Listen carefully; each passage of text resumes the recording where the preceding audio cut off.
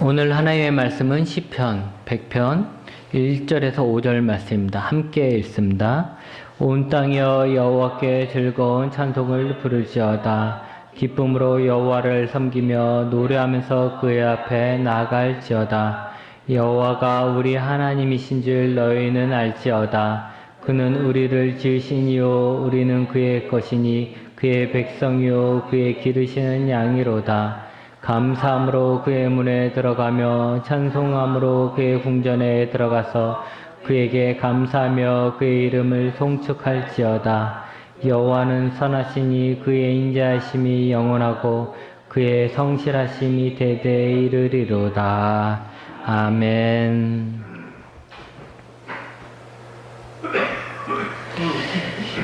이 세상에 인구가 약 70억 정도 있다면 이 70억의 인구 사람들의 얼굴이 다 다르죠. 그들이 다 다른 만큼 이 지구상에는 각기 다른 수많은 사람들의 꿈이 있고 목표가 있고 그렇게 세상은 다양합니다. 근데 70억이라는 사람들이 각기 다른 그 삶의 목표를 다 담을 수 있는, 한마디로 담을 수 있는 단어가 있다라면 그 단어는 행복일 것입니다. 돈을 악착같이 버는 사람도, 자기의 돈을 다 기부금으로 내놓는 사람들도, 또 결혼하기 위해서 애쓰는 사람도, 결혼을 포기한 사람도, 자녀를 10명이나 낳은 부부도, 아이를 안 낳은 부부도, 한국에 있는 사람이나 미국에 있는 사람이나 아프리카에 있는 사람도 다 이들의 모습은 다르고 그들의 삶은 다르지만 그가 살아가면서 선택하게 되는 궁극적인 목표는 행복입니다. 자신의 행복을 위해서 누구는 돈을 벌고 누구는 자신의 행복을 위해서 돈을 나누어 줍니다. 더 행복해지기 위해서 결혼을 하고 아이도 낳지만 누구는 결혼을 하고 아이를 낳으면 지금보다 덜 행복해질 것이라 생각해서 포기합니다. 우리는 우리가 행복해질 수 있는 환경들을 만들어 가려고 노력을 합니다. 배가 고파서 불행한 사람은 먹을 것을 많이 만들어 쌓아두려고 합니다. 친구가 없어서 불행한 사람은 친구를 사귀려고 노력을 합니다. 못 배워서 행복하지 못한 사람은 늦게까지라도 배우려고 합니다. 몸이 아파서 행복하지 못한 사람은 행복해지려고 건강해지는 것에 관심 갖고 노력합니다. 저마다 행복이라는 목적을 달성하기 위해서 여러 조건들을 목표로 만들어 놔요. 그리고 열심히 그 목표를 채우기 위해서 달려갑니다. 그런데 그 목표를 이루면 되지만 그 목표가 이루어지지 않으면 행복하지 않다라고 생각합니다. 내가 이것 때문에 친구가 있어야 되는데 친구가 없어서 불행하다. 내가 집이 있어야 되는데 집이 없어 불행하다. 내가 직업이 있어야 되는데 직업이 없어 불행하다. 이렇게 그 목표를 이뤘을 때는 행복이지만 그 목표를 못 이루면 그것 때문에 내가 불행하다라고 생각하게 되는 것입니다. 그런데요, 우리가 뭔가 놓치고 있는 것이 있습니다. 행복은 우리의 마음에서 올라오는 감정이라는 것입니다. 행복이 우리 머리에 있는 게 아니고 우리 손에 달려있는 게 아니고 우리의 마음에서 올라온다라는 거죠. 그러기에 우리가 행복해지기 위해선 우리의 환경만, 집이 막 넓어지고 땅이 막 좋은 차 타야 되고 이렇게 환경만 바뀌어서 되는 것이 아니라 실제적으로는 우리 마음이 어떤 마음인가가 더 중요하다라고 할 수 있습니다. 여러분 행복해지고 싶으세요? 그렇다면 여러분의 마음을 먼저 바꿔야 합니다. 노르웨이 전설을 하나 말씀드립니다. 옛날에 사탄이 지구에 내려와 노르웨이에다가 커다란 창고를 지었다고 합니다. 그 사탄의 창고에는 사람들을 불행하게 만들 만한 것이 가득 있었는데, 그런 각종 씨앗들이 가득 있었는데, 불평과 미움, 시기, 질투, 다툼, 분열, 저주, 짜증, 불만, 좌절, 낭망, 염려, 두려움, 불안 이런 씨앗들이 그 창고에 가득했다는 거예요. 그래서 이 씨앗들은 어느 누구의 마음에 탁 뿌려도 싹이 잘 나요. 그래서 사탄이 자기 창고에 이런 것들을 가득 심어놓고서 이 씨앗들을 사람들이 막 뿌리는 거죠. 그래서 사람들을 불행하게 만드는 거예요. 그런데 이게 다 잘 자라는데 이상하게 한 마을에서만은 자라지 못하고 이 씨앗이 피지 못하고 죽어버리고 마는 거예요. 그 마을의 이름이 감사였습니다. 어떤 슬픈 상황과 절망적인 처지와도 그들은, 그 마을의 사람들은 언제나 감사했기 때문에 그 마을의 이름을 감사라고 불렀다라고 합니다. 그래서 노르웨이에 이런 속담이 있다고 합니다. 감사하는 마음에는 사탄이 씨앗을 뿌릴 수 없다 라는 속담이 노르웨이에 있답니다. 이 속담은 우리의 환경이 우리의 행복과 불행을 좌우하는 것이 아니라 우리의 마음이 감사의 마음으로 가득 차 있다면 우리는 행복해질 수 있다는 것을 말해주고 있는 것입니다. 실제로 긍정심리학이라는 것이 있습니다. 긍정심리학. 내가 불행하다면, 우리는 보통 이렇잖아요. 내가 불행하다. 그러면 뭘 생각합니까? 내가 왜 불행할까? 내가 무엇 때문에 불행할까? 이러면서 불행한 이유를 살피고 나를 불행하게 만드는 그 문제들을 찾아서 그 문제를 해결함으로써 행복해지려고 해요. 그렇죠? 그런데 심리학자들이 이러한 노력, 일종의 이런 문제를 치료함으로써 행복을 주려고 했었던 거죠. 그래서 상담을 들어보면서 당신은 뭐 때문에 불행할까? 이 문제를 해결하십시오. 이렇게 해결하십시오. 당신은 뭐 때문에 불행하니까 그 불행을 이렇게 해서 그 조건을 이렇게 만드십시오. 이렇게 해준 거예요. 그들이 생각할 때도 그렇게 하면 이제 불행하게 된 이유가 없어지니까 행복해질 거라 생각한 거죠. 그런데 이들의 결과는 일단 그 문제를 치료하는 것도 힘들고, 그 마음의 문제니까 그 문제를 치료하는 것도 힘들고, 그 문제를 해결했으면 그러면 행복해야 될 거 아니에요. 그런데 또 다른 불행의 이유가 그 사람에게 생긴다는 거죠. 계속. 그래서 행복해지지 않는다는 거예요. 그래서 긍정심리학에서는 우리의 문제에 집중하는 것이 아니라 행복해지기 위해서 노력하는 것에 집중한답니다. 문제가 아니라 우리 자체가 행복해지기 위해서 노력하는 거예요. 무엇을 고치거나 제거해서 행복해지는 것이 아니라 무엇을 통해서 행복을 가져올 수 있을까? 우리가 무엇을 통해서 행복해질 수 있을까 생각하는 거예요. 여러분, 이게 생각이 다르죠? 어떤 사람은 행복한데 뭐 때문에 내가 불행한 거야. 하지만 이제 이 사람들의, 이제 심리학자들의 이 사람들의 생각은 뭐냐면 행복이 무엇을 통해 우리에게 오는가에 대해 집중하는 거죠. 그리고 그 사람들이 찾은 여러 가지 방법 중에 하나가 바로 감사라는 것입니다. 즉, 감사하면 행복해진다라는 것입니다. 여러분, 행복하기 때문에 감사한 것이 아니고 감사할 줄 알기 때문에 행복한 것입니다. 데살로니가전서 5장 18절에 이런 말씀이 있죠. 우리가 잘 아는 범사에 감사하라. 이것이 그리스도 예수 안에서 너희를 향하신 하나님의 뜻이다. 너희를 향하신 하나님의 뜻이라는 것은 너희를 위한 하나님의 뜻이라는 것이죠. 우리를 위한 하나님의 뜻이라는 거예요. 즉, 우리를 사랑하시고 우리를 참된 행복으로 이끄시길 원하시는 하나님께서 우리에게 해주시는 말씀이 뭐냐면 범사에 감사하며 살아라 이거예요. 범사에, 매사에 감사할 수 있는 사람은 분명 행복한 사람일 것입니다. 그러면 어떻게 범사에 감사할 수 있을까요? 우리에게 좋은 일이 생기면 감사하는 건 어렵지 않습니다. 그러나 우리에게 안 좋은 일이 생기기도 한다라는 것이죠. 직장에서 쫓겨나기도 하고요. 아이가 다치기도 하고 오해를 받기도 하고 몸이 아프기도 합니다. 그럴 때도 우리가 어떻게 감사할 수 있습니까? 라는 거죠. 여러분, 여기서 중요한 것은 뭐냐면 우리가 감사의 대상이 누군가라는 거예요.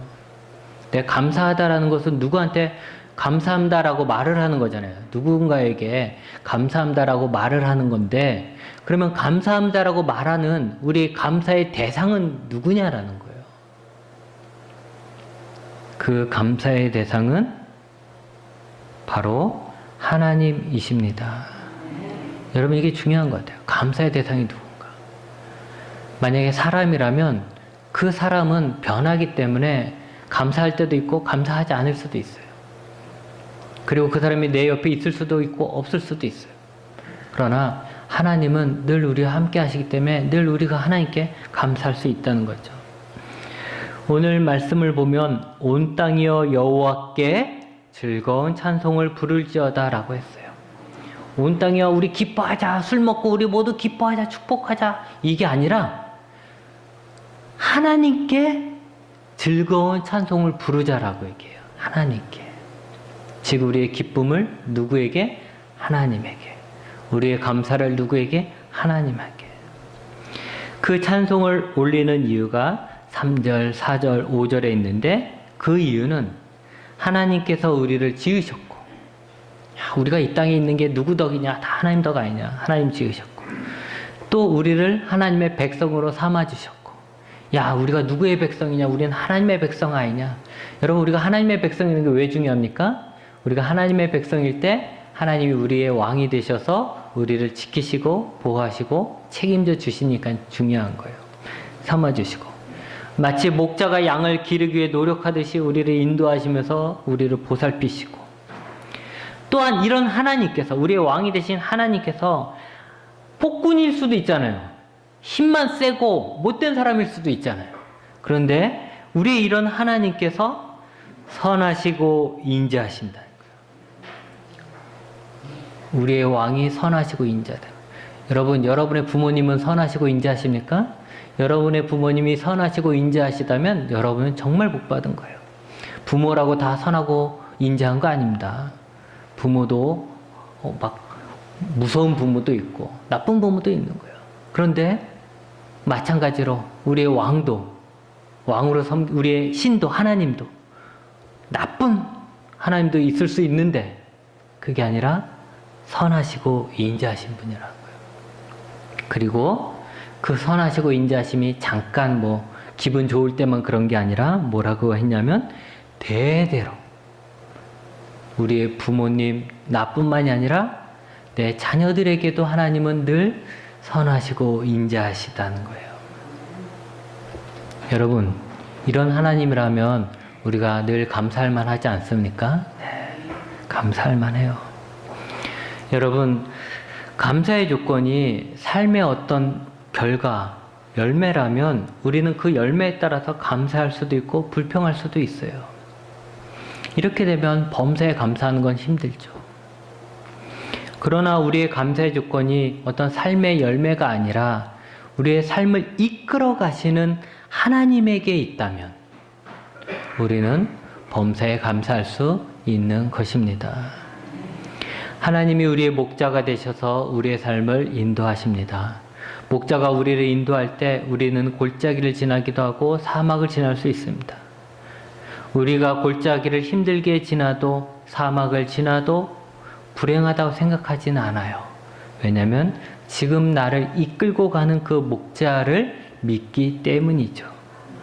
우리에게 좋은 초장으로 인도하는 그 목자를 믿기 때문에 지금 어려운 곳을 지나지만 그건 잠시라는 것이고, 또 그 어려운 곳에서조차도 목자가 우리를 버린 것이 아니고 우리를 지키고 있다라는 것입니다. 여러분, 아이를 예를 들면 이렇습니다. 아이가 원하는 것을 주면 아이는 좋아하죠.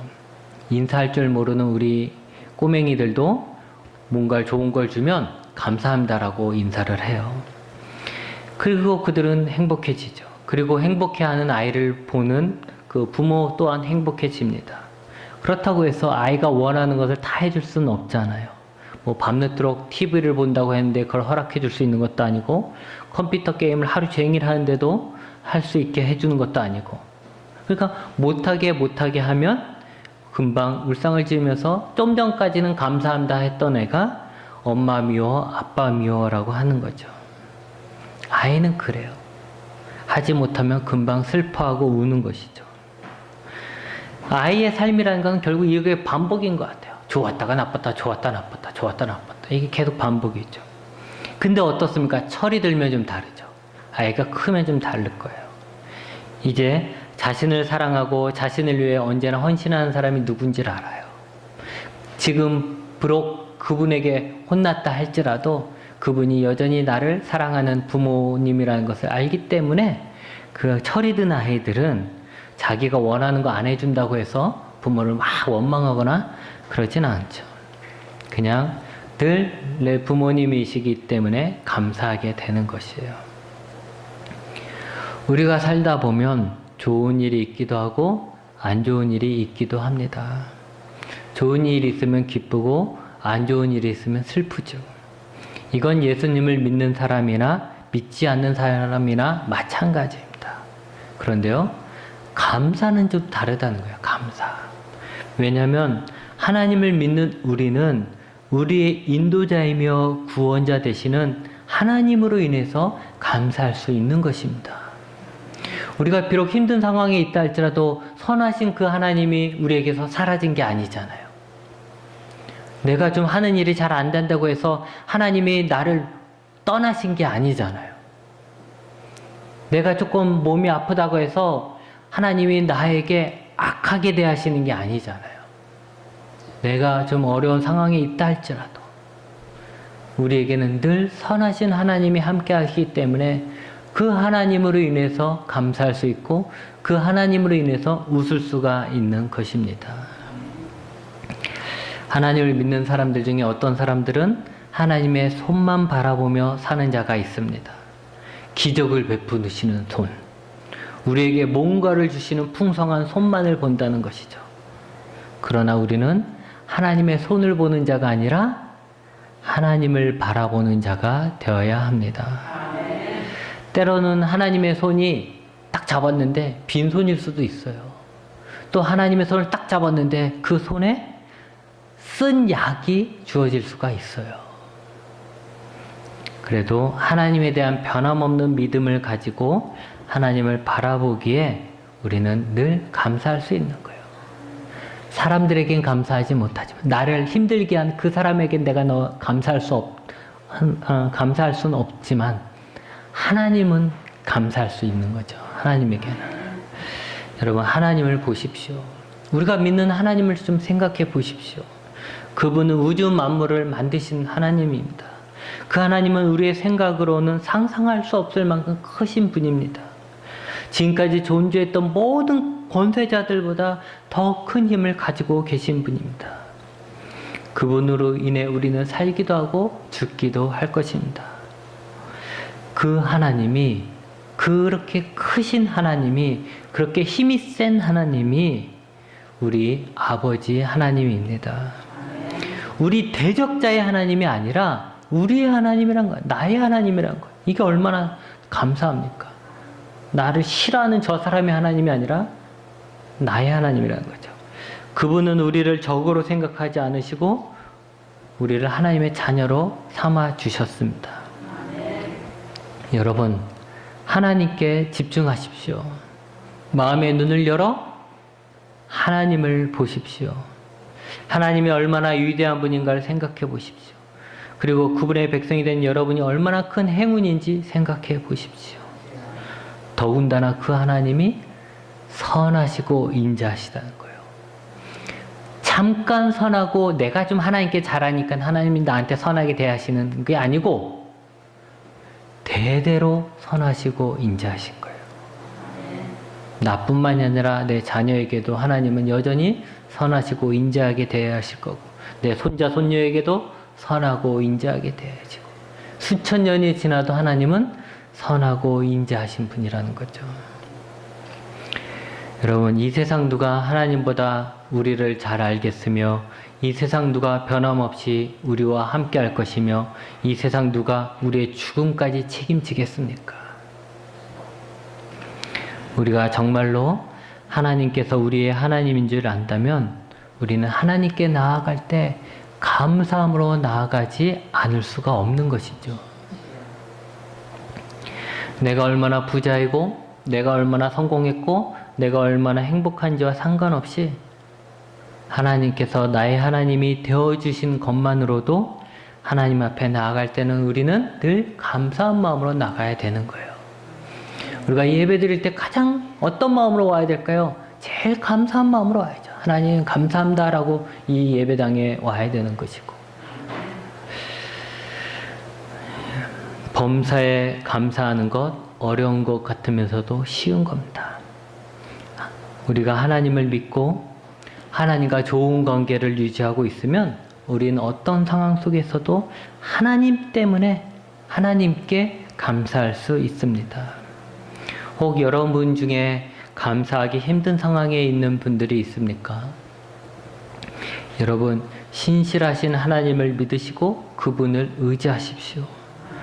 신실하신 하나님께서 여러분에게 준비하신 길은 죽음과 멸망이 아닙니다. 지금의 어려운 상황은 여러분 인생의 종착지가 아니라 하나의 과정입니다. 여러분, 우리가 환경 때문에 기뻐하고 슬퍼하고 할 수는 있어도 우리가 환경 때문에 감사하지 못하는 건 아니에요. 우리는 언제나 함께 하시는 그 하나님께 감사할 수 있는 것입니다. 또 범사에 감사하기 위해서 우리에게 필요한 것이 믿음 말고 또 하나가 있는데 바로 겸손입니다. 교만한 사람은 감사할 줄 모르는 사람입니다. 모든 것이 다 당연하다고 생각하고 자기가 잘해서 되는 것이라 생각을 한다면 감사의 마음이 생기지 않을 것입니다.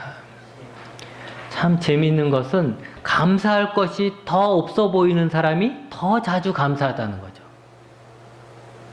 부자보다는 가난한 사람이 더 작은 것들에 감사합니다.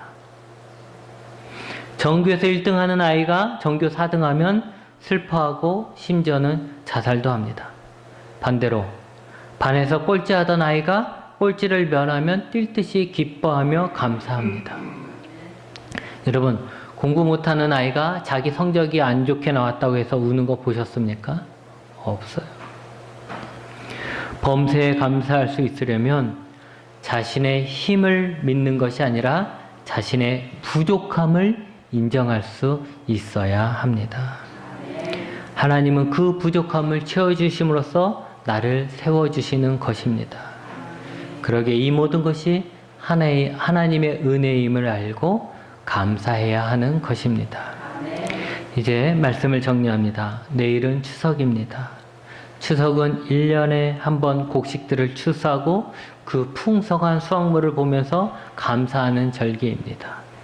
물론 지금은 그런 의미가 많이 퇴색되었지만 여전히 우리는 추석하면 감사를 떠올리게 됩니다. 그런데 1년에 한 번 감사하는 마음을 갖는 사람하고 매일 감사하며 사는 사람하고 누가 더 행복할까요? 매일 감사하는 사람이 더 행복합니다. 감사하는 마음이 행복한 마음이라는 거죠. 그러기에 하나님께서는 우리에게 범사에, 매사에 감사라고 하셨습니다. 우리가 그렇게 범사에 감사하기 위해서 먼저 우리의 감사의 이유가 변해야 합니다. 우리의 감사의 이유가 내가 원하는 것을 이루었거나 소유했을 때만 감사할 것이 아니라 하나님이, 나의 하나님이 되시는 것이 감사의 첫째 조건이 되어야 합니다. 변함없는 하나님, 나와 늘 함께 하시는 하나님으로 인해 우리는 어떤 상황에서도 감사할 수 있는 것입니다. 또한 겸손한 마음을 가져야 합니다. 하나님은 교만한 자를 물리치십니다. 우리가 하나님 앞에 겸손하게 하나님의 하나님됨을 인정할 때 우리의 모든 것은 감사의 조건이 되는 것입니다. 바라기는 우리 모두가 하나님을 믿고 겸손한 자가 되어서 하나님께 늘 감사함으로써 늘 행복한 사람이 되시기 바랍니다. 기도하시겠습니다.